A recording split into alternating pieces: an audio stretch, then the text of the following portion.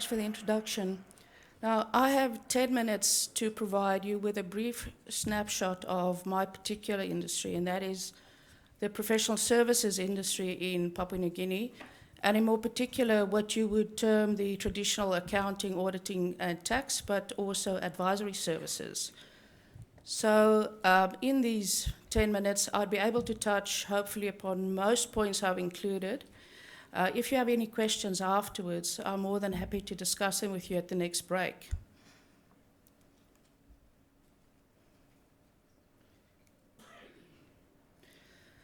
So I'll be talking about our firm and my own experience in PNG, in particular in providing professional services in Papua New Guinea, the challenges that the sector experiences, the opportunities, the changing landscapes, and some observations in terms of new entrants.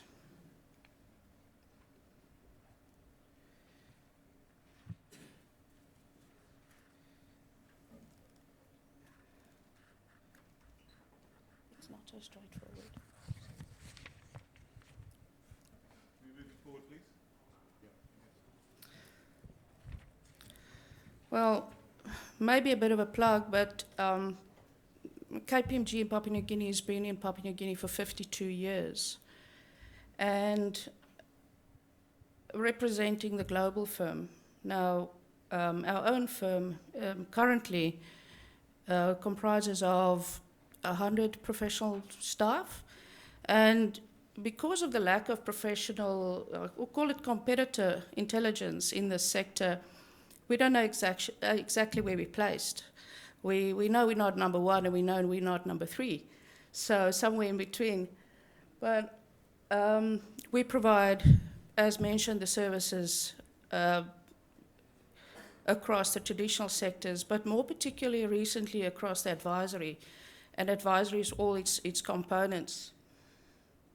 Now, in terms of the experience in Papua New Guinea from our firms and my personal perspective is, in terms of compliance in PNG, and this relates to particularly some of the challenges experienced, is there is an increasing focus on compliance in Papua New Guinea, but there's also I guess Papua New Guineans are traditionally not great rule followers, which is great in terms of innovation, which is challenging in terms of the sector.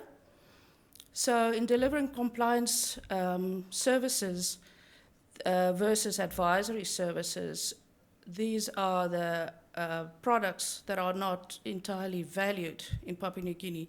We have seen changes in that regard, which is pleasing to see. In terms of gender and culture, now, any entrant into professional services or any firm delivering professional services in Papua New Guinea is a blend of diverse nations. Now, our own firm is 80% citizens, PNG citizens, and 20% comprise of expatriates from various countries. So there's a very healthy culture mix there. Now, with the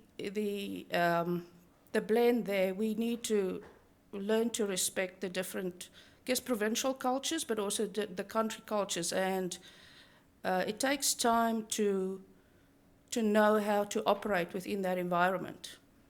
In terms of gender, again, traditionally Papua New Guinea has been a very male-dominated society. Now, in certain provinces, there's more of the females, the matrilineal type of strength there, but traditionally it's male-dominated. So again, from a personal perspective, coming in as a female, as a senior person in a professional services firm, it's been challenging. I've attended many meetings where not only am I the only expatriate, but also the only female.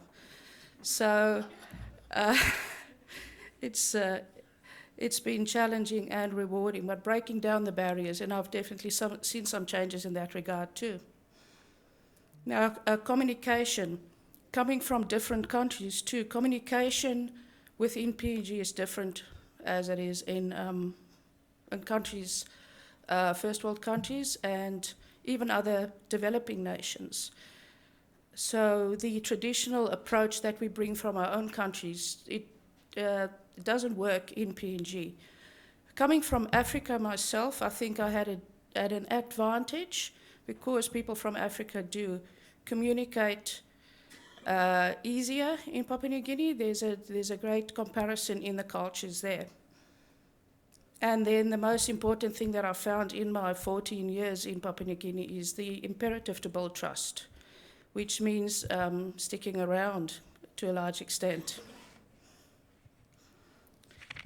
Now, challenges in our sector, firstly, competition. Now, you will see that I've got a note there about this being an unequal playing field in this sector, because the competition is not only across, for our firm, the other big four firms, but also the second tiers, the smaller firms, the sole operators, but also increasing competition from overseas. Now, within Papua New Guinea, and having done a quick calculation this morning, the firms of all sizes represented in PNG comprise about 700 professionals that work for firms. And 350 of those, half of those are with the big four firms, and the rest all over the other different firm and sizes that exist. Now, what we do find, and I would say this is the one reason why KPMG is very positive towards and committed towards the national content program, is the fact that increasingly we find competition from firms and professional services providers coming from overseas, doing fly-in, fly-out, and competing with firms that have been in the country for many years. So that for us is a challenge in terms of competition. Talent, this is a rhetoric that you all would know, is the war on talent. I see this as a positive. The firms are known for producing great quality professionals. They are people that I've worked with and helped trained. I can name an example. 2 of my previous colleagues are board members of BSP. So we produce quality professionals. So the talent does come out of the firms, but in terms of attracting talent, that's also pretty straightforward and not difficult to do. The retention of talent is what we need to focus on. So for us, it is a continuing war on talent, and it's not so much about remuneration any longer. It's about culture. It's about communication in order to create retention strategies for our people. Now, in terms of regulation and the monitoring thereof, two pertinent bodies, and I can mention the third off the side, is CPA in PNG, also the Accountants Registration Board, and to a minor degree, the Accounting Standards Board. Now, CPA PNG has got the training of CPAs in Papua New Guinea as one of its remits.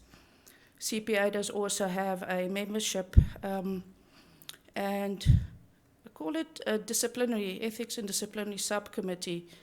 However, in all the years that I've been there, none of the CPAs have ever been disciplined or reported. So in terms of the wider business community, there lies a responsibility there too, to hold your accountants and your service providers to a higher standard. In terms of the Accountants Registration Board, in the last 4 years, or at least since the last election, the Accountants Registration Board has not met to register or accredit any new accountants, auditors, or liquidators, which means that it's a shrinking pool, and holding on to such a registration is having like a golden ticket. And in fact, all the auditors in Papua New Guinea certificates expired at the 31st of December 2017. So all of us issuing opinions in Papua New Guinea at the moment are technically not registered. And we just assumed that we would be renewed at the next meeting. In terms of oversight, it's there's no comparison to what would be at other countries, like monitoring by say an ASIC or an ASX. So the monitoring and the compliance are done by the firms. So we take it upon ourselves to advise our clients about new standards, new rules and regulations, and we enforce those. So the balance has shifted there, and we hope that that changes in future. Now, perceptions, the challenge relating to perceptions is around the perception that Papua New Guinean professional services firms are not skilled, they're not competent, and they don't hold themselves to the highest standards. So, particularly the big four firms, all files get selected every year. A snapshot of files get selected for quality performance reviews that go into a global database, and it needs to pass the same rigor than any other file in the world needs to. And then what I touched on before is around the value of services. There is a perception within the firms that the value of compliance services or the compliance services are not valued as much as advisory services do, but that might just not just be PNG related. In terms of opportunities, for any professional services firm, there is the opportunity to make a difference in Papua New Guinea and make a real impact. And I've seen that in my own career, and our firm has seen that. We have been part of many initiatives. KPMG has been part in recent years around the startup or the beginning of the setup of the Sovereign Wealth Fund. We currently busy with the implementation of the roadmap for the beneficial ownership of the EITI project. So those are just two examples, and other firms would have many other examples. So we can't underestimate the difference and the impact professional services can make in Papua New Guinea, so that's a real opportunity. There is the opportunity for localization, and that is one of our strategic imperatives. And the initial plan was to get to a 50% local leadership within KPMG in Papua New Guinea by 2025.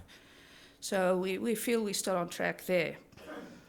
And then thirdly, to develop a real service culture within our profession. There's a great opportunity there. Now, in terms of the changing landscape, what we have seen is for people that have been around long enough, you will have experienced that PNG does have a history of leapfrogging technology.